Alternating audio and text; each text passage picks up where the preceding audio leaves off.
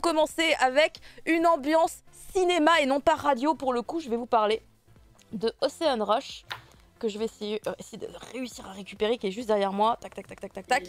Ici, je suis... Bah voilà, tout le monde, hein, comme ça. Et Fumble, pourquoi tu sors pas le tien? Je pouvais pas rater ça. Tu fais pas d'effort, Fumble. Akata, Qu'est-ce que t'as dit du mal d'eux ou c'est la meuf qui... Je sais pas. C'est vrai que je t'ai pas vu, mais c'est parce que t'es pas venu à la soirée en fait. J'étais pas invité. Ah Mais j'étais Moi pas... j'étais à 600 km, je sais pas si j'étais invité. Pardon, désolé. D'accord, bah, non mais je leur en parlerai. Je leur en parlerai. Non, mais je... Bah si quand même. Il fait plus soirée. Bon alors, Ocean Rush, Caro. Oui, let's go.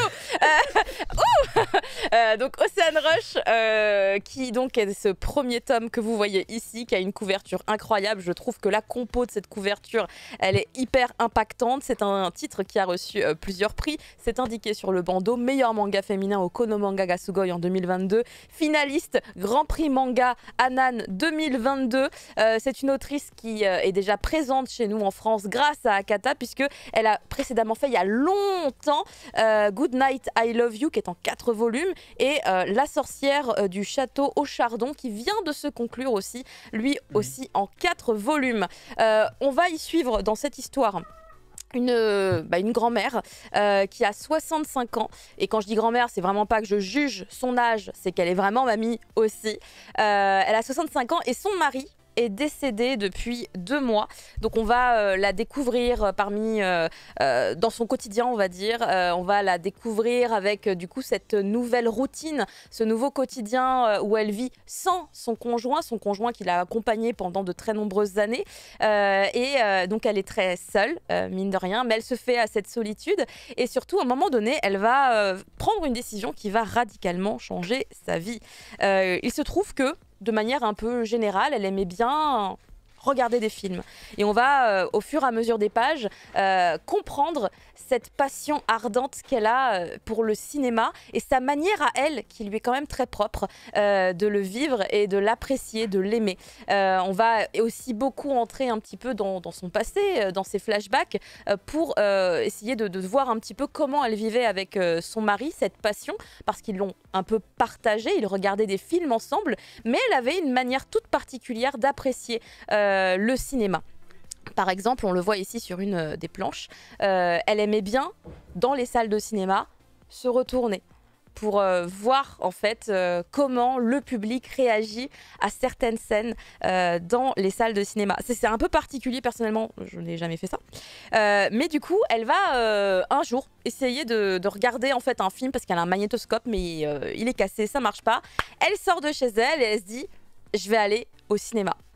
Elle n'avait pas été au cinéma depuis très longtemps, donc c'est vraiment un réapprentissage. En plus, il y a des machines partout et elle a plein de petites remarques en fait. C'est vraiment hyper cool d'entendre la moindre de ses pensées par rapport à toutes ces petites actions, parce que en fait, ça nous fait vraiment prendre conscience de sa manière de vivre à elle, qui n'est pas forcément totalement en adéquation forcément avec l'aspect très moderne du Japon. Tout se fait par téléphone, on achète ses places de ciné sur des bornes, enfin toutes ces choses-là qu'elle n'avait pas forcément trop l'habitude de faire. Et en fait, en allant dans cette salle de cinéma, elle va faire une rencontre assez unique, puisqu'elle va rencontrer un jeune garçon que, au début, elle ne sait pas que c'est un garçon, elle pense que c'est une jeune fille parce que il est très beau et donc elle trouve qu'elle est un peu belle. Mais en fait, elle découvre après coup que c'est pas du tout une fille. Mais ça va être une rencontre qui va chambouler notre héroïne, parce que elle va prendre conscience que peut-être, au bout de 65 ans dans sa vie, il y a des choses qu'elle n'a pas fait et qu'elle aurait peut-être pu faire, mais en tout cas, clairement, maintenant, c'est le moment de saisir l'opportunité. Et c'est vraiment le fait d'avoir rencontré donc ce garçon qui s'appelle Kai, qui est étudiant dans une faculté d'art, dans une section cinéma, qui va vraiment lui faire prendre conscience. Et je trouve que le titre Ocean Rush est fabuleux, parce que il y a vraiment une connexion avec la mer qui est incroyable. En fait, déjà le nom de l'héroïne, puisqu'elle s'appelle Umiko. Umiko, c'est l'enfant de la mer, hein. Umi, c'est la mer. Le héros, lui, il s'appelle Kai. Kai, c'est une autre lecture pour le kanji de la mère aussi. Et en fait, elle va constamment, à chaque fois qu'elle a des espèces de prises de conscience, se prendre des vagues d'eau. Alors, c'est pas des vraies vagues, vous l'aurez compris, hein, c'est vraiment une manière de ressentir ses émotions. Et vraiment, nous, en tant que lecteurs, on se prend justement, nous aussi, ces vagues qui sont parfois plus ou moins intenses. Et là, par exemple, vous avez, je trouve cette page extrêmement frappante à droite, où en fait, Kai demande en fait à Umiko, c'est ça qui vous fait vibrer, non? Car il l'a percé à jour, il a détecté en fait qu'elle avait une passion pour le cinéma. Et là, en fait, ça se fait de manière très, j'ai plus le mot, mais en gros, ça se fait petit à petit, car en fait, il va y avoir un petit peu d'eau qui va s'immiscer dans une case, et puis après, il y a un peu plus d'eau qui s'approche de ses pieds, et d'un seul coup, quand la révélation arrive, c'est vraiment le petit tsunami qui est là et qui la bouscule littéralement. Et en fait, de prise de conscience en prise de conscience, elle va être amenée à faire des choses qu'elle n'aurait jamais imaginées, comme par exemple aller à cette fameuse faculté d'art, s'inscrire à des cours de cinéma et reprendre du coup ses études à 65 ans. Et je trouve que rien que ça, qui est le tout début de l'histoire, hein, ça se fait assez rapidement au début de ce premier volume, c'est déjà hyper impactant. Enfin, les émotions sont très fortes, car on ne peut que se prendre d'affection pour cette chère Umiko qui, en un seul volume déjà, va vraiment beaucoup évoluer, car elle passe son temps à se déprécier.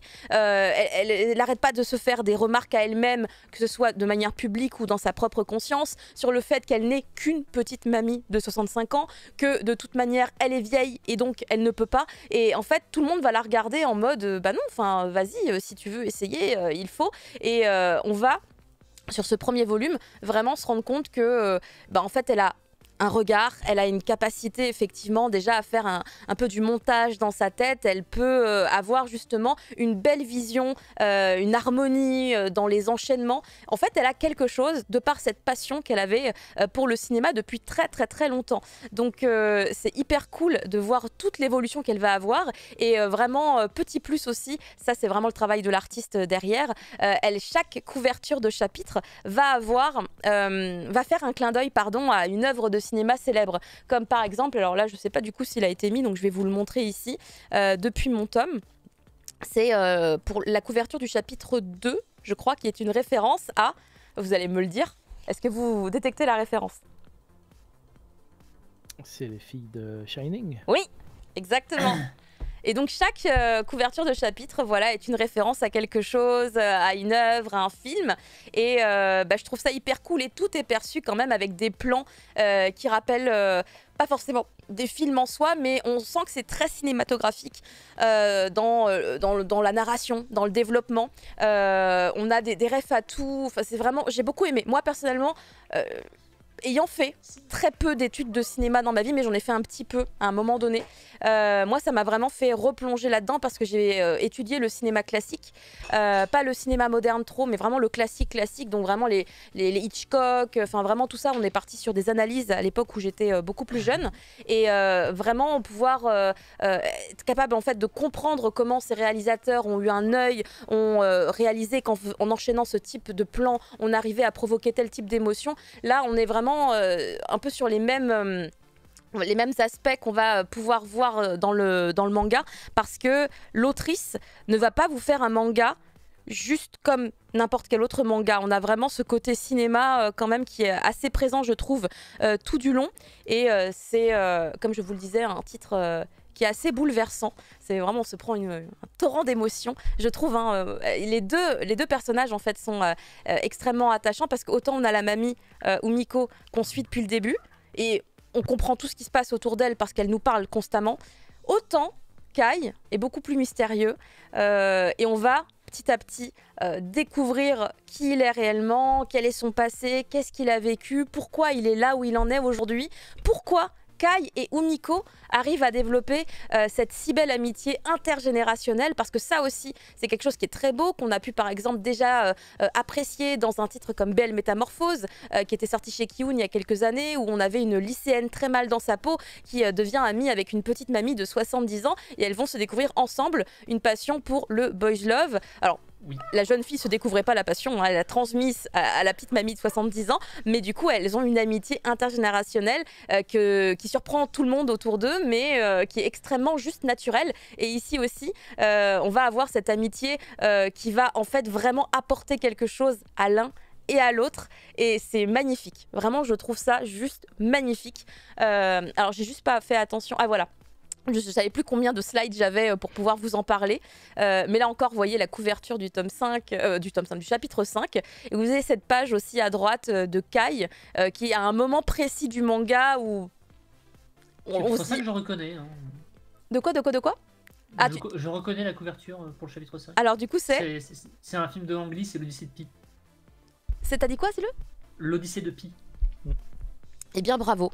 Enfin, à chaque fois, voilà, vous pouvez vous amuser à essayer de retrouver ça. Alors, ça me fait marrer parce que j'ai l'impression que le cinéma s'invite de plus en plus quelque part dans le manga. Récemment, rappelez-vous, il y avait Endergeister qui est sorti chez Glénat. Mais c'est de l'humour. Là, j'ai l'impression que c'est moins forcé que dans Endergeister, les références au cinéma, en fait. Non. Dans Endergeister, c'est fait exprès parce que du coup, c'est pour avoir un impact humoristique. Là, c'est poétique presque, tu vois. C'est pas du tout pareil.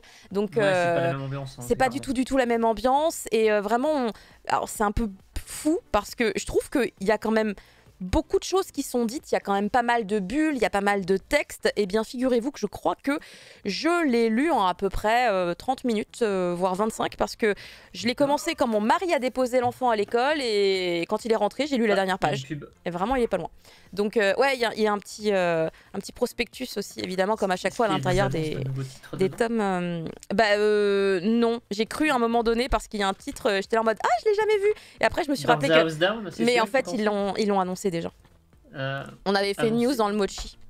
Il y a le Batan que j'ai pas encore lu. Il y a longtemps. Et là, par exemple, en rupture. Hein. Est-ce que vous reconnaissez ici? Est-ce qu'on reconnaît? Ça me dit rien, par contre. Attends, c'est quel chapitre? Chapitre... tac, 4.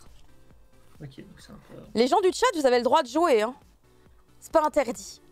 C'est un truc d'horreur, mais j'arrive pas... C'est Sadako ou... Non, c'est pas Sadako. On est vraiment plus porté par le cinéma occidental, mais il y a quand même des refs à des films japonais. Ouais. Le jeu, c'est de reconnaître la référence à un grand film. Je suis dessus. Evil Dead. Il y a Alkama qui dit Evil Dead, Wims qui dit Carrie. J'allais dire Carrie, moi, mais... Alors... En vrai, il n'y a jamais la réponse. Hein. C'est évidemment à vous de savoir. Moi, j'aurais dit Carrie aussi, pour le coup. Mais je pense pas que ce soit Carrie. Alors, moi, j'avais deux idées. J'avais ou Carrie en tête, ou La Nuit des Morts Vivants. Mais bon, c'est pas tout à fait ça, je pense. De Romero, ouais, c'est un peu différent, je pense. C'est un peu différent. Mais vu que c'est des films qui datent, tu vois, et qui ont impacté l'histoire du cinéma, je me suis dit pourquoi pas. Et surtout que, en fait, en vrai, ça, cette image-là, que vous voyez pour le chapitre 4, juste derrière, vous avez un truc de zombie. Du coup, je me suis dit peut-être que ça pourrait vraiment être La Nuit des Morts Vivants. Attends, excusez-moi. La Nuit des Morts Vivants, ouais. Moi, j'ai pensé à La Nuit des Morts Vivants à cause de ça. Mais quand j'avais vu que l'image, j'étais en mode Carrie.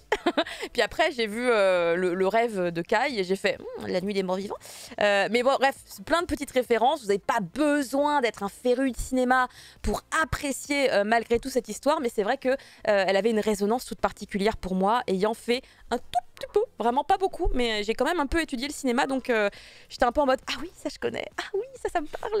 Voilà, c'est des petits détails en plus, mais vous n'en avez évidemment pas besoin. Ça va vous parler aussi, c'est un titre très sociétal aussi, ça va vous parler de la solitude des gens quand ils se retrouvent seuls après le décès du conjoint, ou alors tout simplement d'un cas comme celui de Kai qui est abandonné par ses parents. Pourquoi? Enfin, vous allez voir, vous allez découvrir tout ça, et je pense que vous allez vous aussi vous attacher à ces personnages et avoir envie de les voir évoluer et aller au-delà et affronter tous les obstacles pour réaliser leurs rêves.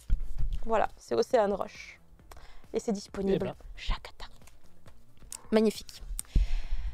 Ah, je suis... Ils sont tellement mignons. Qu'est-ce que j'ai pas dit? Andy Mignon. Ah non, que c'est pas révélé. Non, bah non, parce que c'est pas un vrai jeu. C'est pas un vrai jeu. Ah, mais elle est où la traductrice pour nous aider là-dessus? D'ailleurs, on peut le préciser, ça a été traduit par un traducteur, Olivier Malos, et je trouve que c'est très bien traduit. Il y a pas mal de, il y a quelques petites notes d'auteur qui sont là pour préciser 2-3 détails, genre là on parle d'un film japonais ou des trucs comme ça, parce que vous pouvez pas forcément savoir, bien entendu. Et les noms des films occidentaux aussi sont notifiés par le traducteur avec une petite note, parce que souvent ils sont marqués évidemment en japonais ou en katakana. Donc voilà, ça c'était Ocean Rush, et on va changer d'ambiance avec Fumble qui va passer à 6 Games.